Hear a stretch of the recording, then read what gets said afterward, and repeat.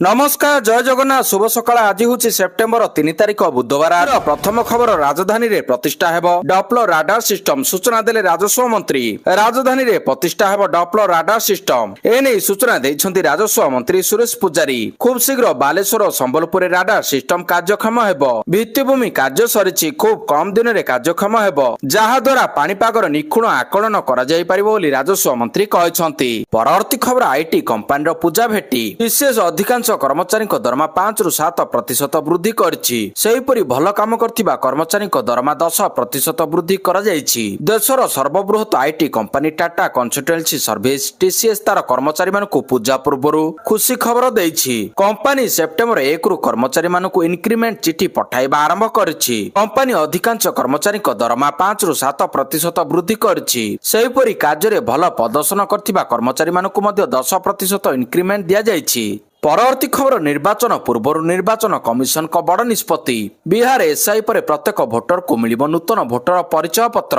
बिहार रे भोटर तालिकार स्वतंत्र संगठन संशोधन एसआई कार्य समाप्त हेबा परे निर्वाचन कमिशन राज्यर समस्त भोटर मानकु नूतन भोटर परिचय पत्र प्रदान करिबा पई योजना करछन्ति। रविवार अगस्त 31 2025 दिन अधिकारी माने सूचना दैछन्ति। अधिकारी माने कहिसन्ति जे नूतन भोटर परिचय पत्र केबे जारी करा जिवो सेही विषय निर्वाचन कर्तृपक्ष ए पर्यंत चूड़ांत निष्पत्ति नहीं नाहंती। परवर्ती खबर उपरमुंडरे प्रबल वर्षा खोलिला हीराकुदर 6टी गेट वर्तमान हीराकुद डैम जलस्तर बढ़ुथिबारु खोलिला 6टी गेट पूर्वरु प्रथमे हीराकुद डैम 2टी गेट खोलितिला परे डैम 4टी गेट खोलिला।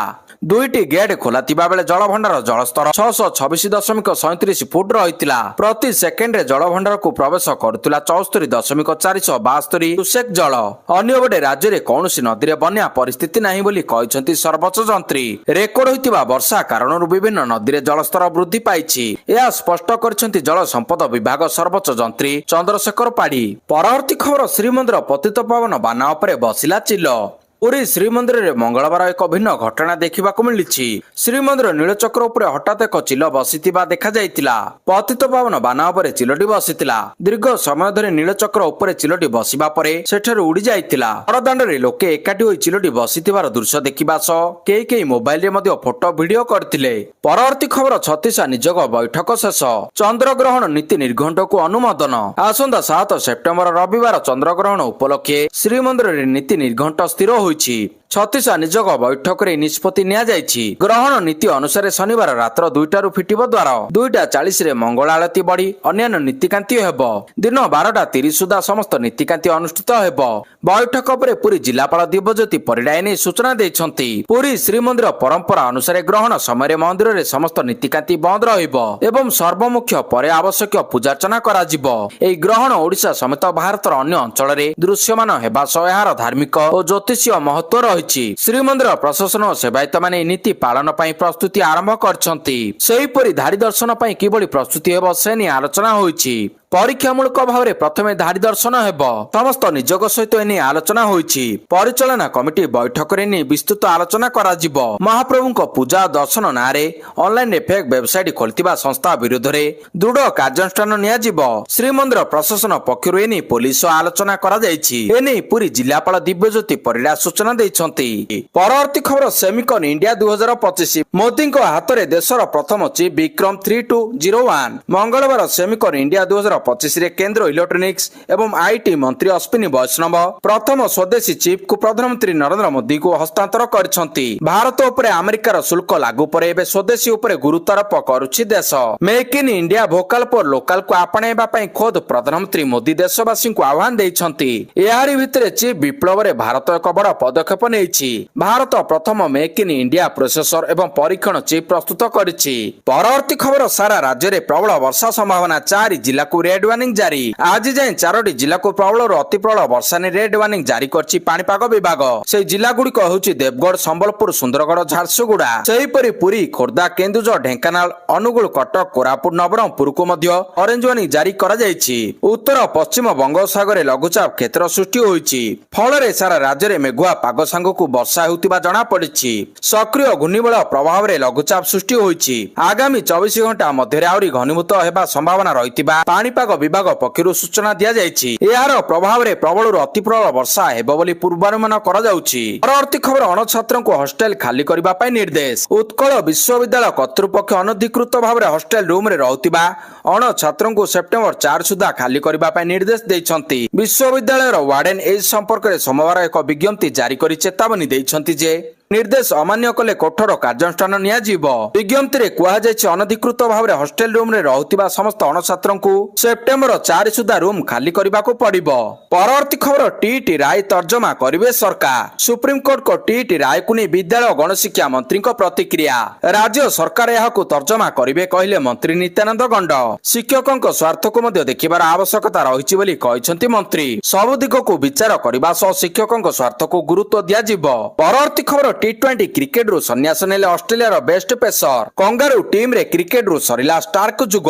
ଅଷ୍ଟ୍ରେଲିଆ ଦ୍ରୁତ ବୋଲର ମିଚେଲ ଷ୍ଟାର୍କ ଅନ୍ତର୍ଜାତୀୟ ଟି20ରୁ ଅବସର ନେଇଛନ୍ତି। ଏହି ବାମହାତୀ ଦ୍ରୁତ ବୋଲର ଅଷ୍ଟ୍ରେଲିଆ ପାଇଁ କ୍ରିକେଟର ସବୁଠାରୁ ଛୋଟ ଫର୍ମାଟକୁ ବିଦାୟ ଦେବାକୁ ନିଷ୍ପତ୍ତି ନେଇଛନ୍ତି। ମିଚେଲ ଷ୍ଟାର୍କ 2012 ମସିହାରେ ଟି20 ଅନ୍ତର୍ଜାତୀୟ ପିଚ୍ରେ ଡେବ୍ୟୁ କରିଥିଲେ। ତାଙ୍କର ଟି20 ଅନ୍ତର୍ଜାତୀୟ କ୍ୟାରିୟର 13 ବର୍ଷ ପର୍ଯ୍ୟନ୍ତ ଚାଲିଥିଲା। ସେ ଜୁନ୍ 2024ରେ ଭାରତ ବିପକ୍ଷରେ ତାଙ୍କର ଶେଷ ଟି20 ଅନ୍ତର୍ଜାତୀୟ ମ୍ୟାଚ୍ ଖେଳିଥିଲେ। ପରବର୍ତ୍ତୀ ଖବର, ପୋଲିସକୁ ବଡ଼ ସଫଳତା, 3 ହାର୍ଡକୋର ମାଓବାଦୀ ଗିରଫ। ଛତିଶଗଡ଼ ସୁକମା ଜିଲ୍ଲା ପୋଲିସକୁ ବଡ଼ ସଫଳତା ମିଳିଛି। ଚିନ୍ତାଗୁଫା ଜଙ୍ଗଲରୁ 3 ହାର୍ଡକୋର ମାଓବାଦୀ ଗିରଫ ହୋଇଛନ୍ତି। ଜଙ୍ଗଲରେ ଆଇଡି ଖଞ୍ଜୁଥିବା ବେଳେ 3 ମାଓବାଦୀ ଗିରଫ। ପୋଲିସ ଓ ସିଆରପିଏଫ୍ କୋବ୍ରା ଯବାନଙ୍କ ମିଳିତ ଅପରେସନ ବେଳେ ଗିରଫ ହୋଇଛନ୍ତି ମାଓବାଦୀ। ତେବେ ଜିଲ୍ଲା ପୋଲିସ ଓ ସିଆରପିଏଫ୍ କୋବ୍ରା ଯବାନଙ୍କ ମିଳିତ ଅପରେସନ ବେଳେ ଏହି ସଫଳତା ମିଳିଥିଲା। ଜଙ୍ଗଲରେ ଆହୁରି ମାଓବାଦୀ ଲୁଚି ରହିଥିବା ଆଶଙ୍କାରେ ସର୍ଚ୍ଚ ଅପରେସନକୁ ଜୋରଦାର କରାଯାଇଛି। ଗିରଫ ନକ୍ସଲମାନଙ୍କ ବିରୁଦ୍ଧରେ ବିସ୍ଫୋରକ ସାମଗ୍ରୀ ଆଇନ ଅନୁସାରେ ଏକ ମାମଲା ରୁଜୁ କରାଯାଇଛି। ସେମାନଙ୍କୁ କୋର୍ଟରେ ହାଜର କରାଯାଇ ବିଚାର ବିଭାଗୀୟ ରିମାଣ୍ଡରେ ଜେଲକୁ ପଠାଯାଇଛି। ପରବର୍ତ୍ତୀ ଖବର, ପୁଣି ଅଧା ଆକାଶରେ ଟଳିଲା ବଡ଼ ବିପଦ। ଇଣ୍ଡିଗୋ ବିମାନର ଜରୁରୀ ଅବତରଣ। ନାଗପୁରରୁ କୋଲକାତା ଯାଉଥିବା ଏକ ଇଣ୍ଡିଗୋ ବିମାନକୁ ଜରୁରୀକାଳୀନ ଅବତରଣ କରିବାକୁ ପଡ଼ିଛି। ମଝି ଆକାଶରେ ବିମାନଟି ଏକ ପକ୍ଷୀ ସହିତ ଧକ୍କା ହୋଇଥିଲା, ଯାହା ପରେ ପାଇଲଟ ନାଗପୁରରେ ଜରୁରୀକାଳୀନ ଅବତରଣ କରିଥିଲେ। ଘଟଣା ସମୟରେ ବିମାନରେ 272 ଜଣ ଯାତ୍ରୀ ରହିଥିଲେ। ଆକାଶରେ ଏକ ପକ୍ଷୀ ସହିତ ଧକ୍କା ହେବା କାରଣରୁ ବିମାନର ସମ୍ମୁଖ ଭାଗ କ୍ଷତିଗ୍ରସ୍ତ ହୋଇଥିଲା। ପାଇଲଟଙ୍କ ସମୟୋଚିତ ପଦକ୍ଷେପ ଯୋଗୁଁ ଏକ ବଡ଼ ଦୁର୍ଘଟଣା ଟଳି ଯାଇଥିଲା। ସମସ୍ତ ଯାତ୍ରୀ ସୁରକ୍ଷିତ ରହିଛନ୍ତି। ପରବର୍ତ୍ତୀ ଖବର, ଘାଟିରୁ ନିପାତ ହେବେ ଆତଙ୍କୀ। ଅପରେସନ ମହାଦେବ ପରେ କୁଲଗାମରେ ଜାରି ଅପରେସନ ଅଖଲ। କୁଲଗାମରେ ସୁରକ୍ଷା ବାହିନୀର ଏନକାଉଣ୍ଟରରେ ଜଣେ ଆତଙ୍କବାଦୀ ନିହତ, 2 ଜଣ ଆତଙ୍କୀ ଫସି ରହିଛନ୍ତି। କୁଲଗାମର ସୁରକ୍ଷା ବାହିନୀର ଏନକାଉଣ୍ଟରରେ ଜଣେ ଆତଙ୍କବାଦୀ ନିହତ, 2 ଆତଙ୍କୀ ଫସିଛନ୍ତି। ଜମ୍ମୁ ଓ କାଶ୍ମୀରର କୁଲଗାମ ଜିଲ୍ଲାର ଅଖଲ ଜଙ୍ଗଲ ଅଞ୍ଚଳରେ ଅପରେସନ ଅଖଲ ଅଧୀନରେ ସୁରକ୍ଷା ବାହିନୀ ସହ ଏନକାଉଣ୍ଟରରେ ଜଣେ ଆତଙ୍କବାଦୀ ନିହତ ହୋଇଛି। ଏନକାଉଣ୍ଟରରେ ଜଣେ ଆତଙ୍କବାଦୀ ନିହତ ହୋଇଛି। ଶୁକ୍ରବାର ସନ୍ଧ୍ୟାରେ ଆରମ୍ଭ ହୋଇଥିଲା ଏହି ଅପରେସନ। ଜମ୍ମୁ ଓ କାଶ୍ମୀର ପୋଲିସ, ଭାରତୀୟ ସେନା ଓ ସିଆରପିଏଫ୍ ମିଳିତ ଦଳ ଗୁଇନ୍ଦା ସୂଚନା ଆଧାରରେ ଅଖଲ ଜଙ୍ଗଲରେ ଘେରାବନ୍ଦୀ ଓ ତଲାସୀ ଅଭିଯାନ ଆରମ୍ଭ କରିଛନ୍ତି। ପରବର୍ତ୍ତୀ ଖବର, କୋମାରେ ପାକିସ୍ତାନର ଏୟାରବେସ୍। ବାରାଣସୀରେ ପ୍ରଧାନମନ୍ତ୍ରୀ ଦୋହରାଇଲେ ଅପରେସନ ସିନ୍ଦୁର କଥା। ପହଲଗାମ ପ୍ରତିଶୋଧର ପ୍ରତିଶ୍ରୁତି ପୂରଣ ହୋଇଛି। ପ୍ରଧାନମନ୍ତ୍ରୀ ନରେନ୍ଦ୍ର ମୋଦି ତାଙ୍କ ନିର୍ବାଚନ ମଣ୍ଡଳୀର ବାରାଣସୀ ଗସ୍ତ ଅବସରରେ ଏକ ଜନସଭାକୁ ସମ୍ବୋଧିତ କରିଛନ୍ତି। ଏପ୍ରିଲ 22ରେ ପହଲଗାମରେ ଆତଙ୍କବାଦୀ ଆକ୍ରମଣ ପରେ ବହୁତ ଦୁଃଖ ହୋଇଥିଲା।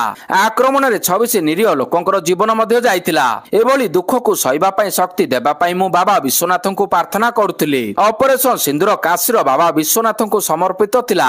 ପହଲଗାମ ଆକ୍ରମଣର ପ୍ରତିଶୋଧ ନେବା ପାଇଁ ଆରମ୍ଭ ହୋଇଥିବା ଅପରେସନ ସିନ୍ଦୁର ସଫଳ ହୋଇଛି। ପରବର୍ତ୍ତୀ ଖବର, ଏନଆରଟିଏସ୍ ପରୀକ୍ଷା ଘୁଞ୍ଚାଇଲା ମାଧ୍ୟମିକ ଶିକ୍ଷା ପରିଷଦ। ଏନଆରଟିଏସ୍ ପରୀକ୍ଷା ଘୁଞ୍ଚାଇଲା ମାଧ୍ୟମିକ ଶିକ୍ଷା ପରିଷଦ ବୋର୍ଡ। ପୂର୍ବରୁ ସେପ୍ଟେମ୍ବର 10 ତାରିଖରେ ହେବାକୁ ଥିଲା ଜାତୀୟ ଗ୍ରାମୀଣ ମେଧାବୃତ୍ତି ପରୀକ୍ଷା। ଏହାକୁ ସେପ୍ଟେମ୍ବର 19 ତାରିଖ ଘୁଞ୍ଚାଇଲା ବୋର୍ଡ। ସକାଳ 10ଟାରୁ 12ଟା ପର୍ଯ୍ୟନ୍ତ ହେବ ପରୀକ୍ଷା। ଏଥିପାଇଁ ଆଡମିଟ୍ କାର୍ଡ ଜାରି କରାଯାଇଛି। ୱେବସାଇଟରୁ ଆସନ୍ତା 10 ତାରିଖରୁ ଡାଉନଲୋଡ କରିହେବ। ପରବର୍ତ୍ତୀ ଖବର, ଏନଏସି ହେଲା ବଢିବ ଜିଲ୍ଲା। ନିକଟରେ 28 ନୂଆ ଏନଏସି ମୋହର ମାରିଛନ୍ତି ସରକାର। ଆହୁରି ଅନେକ ଅଞ୍ଚଳ ଏବେ ମଧ୍ୟ ଏନଏସି ରେସରେ ରହିଛନ୍ତି। ସରକାରଙ୍କ ଉପରେ ଚାପ ପକାଇବାକୁ ରାଜ୍ୟର ବିଭିନ୍ନ ସ୍ଥାନରେ ହେଉଛି ଆନ୍ଦୋଳନ। ଏସବୁ ଭିତରେ ଗୋଟିଏ ପାଦ ଆଗକୁ ଯାଇ ବଡ଼ ସଂକେତ ଦେଇଛନ୍ତି ରାଜସ୍ୱ ମନ୍ତ୍ରୀ ସୁରେଶ ପୂଜାରୀ। କହିଛନ୍ତି, ଏବେ ଏନଏସି କଲୁ, ଆଗକୁ ପଞ୍ଚାୟତ, ଜିଲ୍ଲା ଓ ସବ୍ ଡିଭିଜନ ବିଭାଜନ ହେବ। ମୟୂରଭଞ୍ଜ ଓ ସୁନ୍ଦରଗଡ଼ ଭଳି ବଡ଼ ଜିଲ୍ଲା ଅଛି। କେଉଁଟା ଆଗ କରିବୁ, କେଉଁଟା ପଛେ କରିବୁ, ସେ ନେଇ ବିଜେଡିର ପରାମର୍ଶ ଲୋଡ଼ା ନାହିଁ। ଏଭଳି କହି ନୂଆ ଜିଲ୍ଲା ଗଠନ ଦାବିକୁ ବଳ ଦେଇଛନ୍ତି ବିଭାଗୀୟ ମନ୍ତ୍ରୀ। ପରବର୍ତ୍ତୀ ଖବର $500 ବିଲିୟନ ନିବେଶ କରି ଭାରତରେ ଡାଟା ସେଣ୍ଟର ନିର୍ମାଣ କରିବ ଓପେନ ଏଆଇ। ଚାର୍ଟଜିପିଟି ନିର୍ମାତା ଓପେନ ଏଆଇ ଭାରତରେ ଅତି କମରେ 1 GW କ୍ଷମତା ବିଶିଷ୍ଟ ଏକ ଡାଟା ସେଣ୍ଟର ସ୍ଥାପନ କରିବା ପାଇଁ ଯୋଜନା କରିଛି। ଏଥିପାଇଁ କମ୍ପାନୀ ଏକ ସ୍ଥାନୀୟ ପାର୍ଟନର ଖୋଜୁଛି। ସୂଚନା ଅନୁସାରେ ମାଇକ୍ରୋସଫ୍ଟ ସମର୍ଥିତ ଓପନ ଏଆଇ ଆନୁଷ୍ଠାନିକ ଭାବରେ ଭାରତରେ ଏକ ଆଇନଗତ ଫାର୍ମ ଭାବରେ ପଞ୍ଜୀକୃତ ହୋଇଛି ଏବଂ ଏକ ସ୍ଥାନୀୟ ଦଳ ନିର୍ମାଣ ଆରମ୍ଭ କରିଛି। କମ୍ପାନୀ ଅଗଷ୍ଟରେ କହିଥିଲା ଯେ ଏହାର ଦ୍ୱିତୀୟ ସର୍ବବୃହତ ଉପଭୋକ୍ତା ବଜାରରେ ନିଜର ଉପସ୍ଥିତି ବୃଦ୍ଧି କରିବା ପାଇଁ ଏହି ବର୍ଷ ଶେଷ ସୁଦ୍ଧା ନୂଆଦିଲ୍ଲୀରେ ଏହାର ପ୍ରଥମ କାର୍ଯ୍ୟାଳୟ ଖୋଲିବ। ପରବର୍ତ୍ତୀ ଖବର ପ୍ରଧାନମନ୍ତ୍ରୀଙ୍କ ମାଙ୍କ ପ୍ରତି ଅଶ୍ଳୀଳ ଟିପ୍ପଣୀ ଦେବା ଘଟଣା। 4ରେ ବିହାରରେ ବନ୍ଦ ଡାକରା। ପ୍ରଧାନମନ୍ତ୍ରୀ ନରେନ୍ଦ୍ର ମୋଦିଙ୍କ ମାଙ୍କ ପ୍ରତି ଦିଆଯାଇଥିବା ଅଶ୍ଳୀଳ ଟିପ୍ପଣୀର ତୀବ୍ର ପ୍ରତିବାଦ କରି ଏନଡିଏ ବିହାର ବନ୍ଦ ଡାକରା ଦେଇଛି। ମଙ୍ଗଳବାର ପାଟନାରେ ଆୟୋଜିତ ଏକ ମିଳିତ ସାମ୍ବାଦିକ ସମ୍ମିଳନୀରେ ଏନେଇ ଘୋଷଣା କରାଯାଇଛି। ଏନଡିଏ ନେତାମାନେ କହିଛନ୍ତି ଯେ ସେପ୍ଟେମ୍ବର 4 ଅର୍ଥାତ୍ ଆସନ୍ତାକାଲି ସକାଳ 7ଟାରୁ ମଧ୍ୟାହ୍ନ 12ଟା ପର୍ଯ୍ୟନ୍ତ ବିହାର ବନ୍ଦ ରହିବ। ଏନଡିଏ ସ୍ପଷ୍ଟ କରିଛି ଯେ ଜରୁରୀକାଳୀନ ସେବା ବାଧାପ୍ରାପ୍ତ ହେବ ନାହିଁ। ଏହି ବନ୍ଦ ଶାନ୍ତିପୂର୍ଣ୍ଣ ଏବଂ ଗଣତାନ୍ତ୍ରିକ ଉପାୟରେ ଆୟୋଜିତ ହେବ। ପରବର୍ତ୍ତୀ ଖବର ଭାରତ ଆମେରିକାର ଟାରିଫ ଯୁଦ୍ଧ ଭିତରେ ଭଲ ଖବର। ଦୁଇ ଦେଶର ସେନା କରିବେ ମିଳିତ ସମରାଭ୍ୟାସ। ଭାରତ ଆମେରିକା ମିଳିତ ଯୁଦ୍ଧ ଅଭ୍ୟାସ ଆରମ୍ଭ କରିବେ। ଭାରତ ଏବଂ ଆମେରିକାର ସାମରିକ ଦଳ ଆଲାସ୍କାରେ ମିଳିତ ସମରାଭ୍ୟାସରେ ସାମିଲ ହୋଇଛନ୍ତି। ବାଣିଜ୍ୟ ଏବଂ ଶୁଳ୍କ ନେଇ ଆମେରିକା ରାଷ୍ଟ୍ରପତି ଡୋନାଲ୍ଡ ଟ୍ରମ୍ପଙ୍କ ନୂଆ ନୀତି ପାଇଁ ଭାରତ ଓ ଆମେରିକା ମଧ୍ୟରେ ସମ୍ପର୍କ ଖରାପ ହୋଇଥିବା ବେଳେ ଏହି ସମୟରେ ଭାରତ ଆମେରିକା 14 ଦିନିଆ ଯୁଦ୍ଧ ଅଭ୍ୟାସ 2025 ଆରମ୍ଭ କରିଛନ୍ତି। ସେପ୍ଟେମ୍ବର 1ରୁ 14 ପର୍ଯ୍ୟନ୍ତ ଏହି ଯୁଦ୍ଧ ଅଭ୍ୟାସ ଚାଲିବ। ଭାରତୀୟ ପ୍ରତିରକ୍ଷା ମନ୍ତ୍ରାଳୟ କହିଛି ଯେ ମାଡ୍ରାସ ରେଜିମେଣ୍ଟର ଏକ ବାଟାଲିୟନର କର୍ମଚାରୀମାନଙ୍କୁ ନେଇ ଗଠିତ ଏହି ଭାରତୀୟ ଦଳ ଆମେରିକାର 11ତମ ଏୟାରବନ ଡିଭିଜନର ଆର୍କଟିକ ୱାଲ୍ସ ବ୍ରିଗେଡ୍ କମ୍ବାଟ ଟିମ୍ର 5ମତମ ପଦାତିକ ରେଜିମେଣ୍ଟ ବବକ୍ୟାଟ୍ସର ପ୍ରଥମ ବାଟାଲିୟନର ସୈନିକମାନଙ୍କ ସହିତ ତାଲିମ ନେବେ। ପରବର୍ତ୍ତୀ ଖବର ଭାରତରେ ନିର୍ମାଣ ହେବ SU-57। ରୁଷ କରିବ ଭାରତରେ ନିବେଶ। ରୁଷ ଭାରତରେ ତାର ଅତ୍ୟାଧୁନିକ 5ମ ପିଢିର SU-57 ଯୁଦ୍ଧ ବିମାନ ଉତ୍ପାଦନ ପାଇଁ ନିବେଶ କରିବ। ରିପୋର୍ଟ ଅନୁସାରେ ଭାରତ ରୁଷିଆ ମଧ୍ୟରେ ବଢୁଥିବା ରଣନୀତିକ ସହଯୋଗ ମଧ୍ୟରେ ଏହି ପଦକ୍ଷେପ ଗ୍ରହଣ କରାଯାଇଛି। ଭାରତକୁ 2ରୁ 3 ସ୍କ୍ୱାଡ୍ରନ 5ମ ପିଢିର ଯୁଦ୍ଧ ବିମାନ ଆବଶ୍ୟକତା ରହିଛି ଏବଂ SU-57 ସହିତ ଆମେରିକାର F-35 ମଧ୍ୟ ଏହି ପ୍ରକଳ୍ପରେ ପ୍ରତିଯୋଗୀ। ପରବର୍ତ୍ତୀ ଖବର ମଧ୍ୟବିତ୍ତଙ୍କ ଉପରେ କମିବ ମହଙ୍ଗା ମାଡ଼। ଆଜିଠାରୁ ଜିଏସଟି ପରିଷଦର 2 ଦିନିଆ ବୈଠକ। ମଧ୍ୟବିତ୍ତଙ୍କୁ ବଡ଼ ଆଶ୍ୱସ୍ତି ମିଳିବାକୁ ଯାଉଛି। ଯେଉଁ ମଧ୍ୟବିତ୍ତ ପରିବାର ଦରଦାମ ବୃଦ୍ଧିରେ ଅଣନିଶ୍ୱାସୀ ହୋଇଥିଲେ ବର୍ତ୍ତମାନ ଏହା ଅନେକାଂଶରେ କମ୍ ହେବାକୁ ଯାଉଛି। କାରଣ ସରକାର ଦୀପାବଳି ପୂର୍ବରୁ ଜିଏସଟିରେ ଏକ ବଡ଼ ପରିବର୍ତ୍ତନ କରିବାକୁ ଯାଉଛନ୍ତି। କେନ୍ଦ୍ର ସରକାର ସାରା ଦେଶର ନଜର ବର୍ତ୍ତମାନ ଜିଏସଟି ବୈଠକ ଉପରେ ରହିଛି। ଆଜି ଓ କାଲି ଦିଲ୍ଲୀରେ ଜିଏସଟି ପରିଷଦର ବୈଠକ ହେବାକୁ ଯାଉଛି। ଅର୍ଥାତ୍ କେନ୍ଦ୍ର ଅର୍ଥମନ୍ତ୍ରୀ ନିର୍ମଳା ସୀତାରମଣଙ୍କ ଅଧ୍ୟକ୍ଷତାରେ ଏହି ବୈଠକ ବସିବ। ସେପଟେ 56ତମ ଜିଏସଟି ବୈଠକରେ ଯୋଗଦେବେ ଓଡ଼ିଶା ମୁଖ୍ୟମନ୍ତ୍ରୀ। ସାମଗ୍ରୀ ଏବଂ ସେବା ଟିକସ ଜିଏସଟି ପରିଷଦର 56ତମ ବୈଠକ ଆଜି ନୂଆଦିଲ୍ଲୀରେ ଆରମ୍ଭ ହେବାକୁ ଯାଉଛି। ଦିଲ୍ଲୀ ଗସ୍ତରେ ଥିବା ଓଡ଼ିଶା ମୁଖ୍ୟମନ୍ତ୍ରୀ ମୋହନ ଚରଣ ମାଝୀ ପରିଷଦର ସଦସ୍ୟ ଭାବରେ ବୈଠକରେ ଯୋଗଦେବାର କାର୍ଯ୍ୟକ୍ରମ ରହିଛି। ପରବର୍ତ୍ତୀ ଖବର ସ୍ୱାସ୍ଥ୍ୟ ଶିକ୍ଷା କ୍ଷେତ୍ରରେ ଆଉ ଏକ ମାଇଲଖୁଣ୍ଟ ହାସଲ। ଓଡ଼ିଶାର ଆଉ 2ଟି ସରକାରୀ ମେଡିକାଲ କଲେଜ ପାଇଁ 200 ଆସନ ଅନୁମୋଦିତ ହୋଇଛି। ଜାତୀୟ ମେଡିକାଲ କମିଶନ ଏହି ମଞ୍ଜୁରୀ ଦେଇଛନ୍ତି। ଫୁଲବାଣୀ ସରକାରୀ ମେଡିକାଲ କଲେଜ ପାଇଁ 100ଟି ସିଟ୍ ଅନୁମୋଦିତ ହୋଇଥିବା ବେଳେ ତାଳଚେର ସ୍ଥିତ ପବିତ୍ର ମୋହନ ପ୍ରଧାନ ସରକାରୀ ମେଡିକାଲ କଲେଜ ପାଇଁ ମଧ୍ୟ 100ଟି ସିଟ୍ ଅନୁମୋଦିତ ହୋଇଛି। ଚଳିତ 2025-26 ଶିକ୍ଷାବର୍ଷରୁ ପାଠପଢା ଆରମ୍ଭ ହେବ। ପରବର୍ତ୍ତୀ ଖବର ସରକାରୀ ଟଙ୍କା ହେରଫେର ମାମଲା ବନ୍ଧା ହେଲେ ଜାମଦା ତହସିଲଦାର ମଧୁସ୍ମିତା ସିଂ। ମୟୂରଭଞ୍ଜ ଜିଲ୍ଲାର ଜାମଦା ତହସିଲଦାର ମଧୁସ୍ମିତା ସିଂଙ୍କୁ ଗିରଫ କରିଛି ଅର୍ଥନୈତିକ ଅପରାଧ ଶାଖା EOW। 4 କୋଟି ଟଙ୍କାର ସରକାରୀ ଅର୍ଥ ହେରଫେର ଅଭିଯୋଗରେ ତାଙ୍କୁ ରାଜ୍ୟ ସରକାର ସରକାରୀ ଚାକିରିରୁ ନିଲମ୍ବନ କରିବା ପରେ EOW ତାଙ୍କୁ ଗିରଫ କରିଛି। ସୂଚନା ଯୋଗ୍ୟ ମଧୁସ୍ମିତା ସିଂ ବେଲପାହାଡ଼ରେ କାର୍ଯ୍ୟରତ ଥିବା ବେଳେ 4 କୋଟିରୁ ଉର୍ଦ୍ଧ୍ୱ ଟଙ୍କା ହେରଫେର ନେଇ ସଙ୍ଗୀନ ଅଭିଯୋଗ ହୋଇଥିଲା।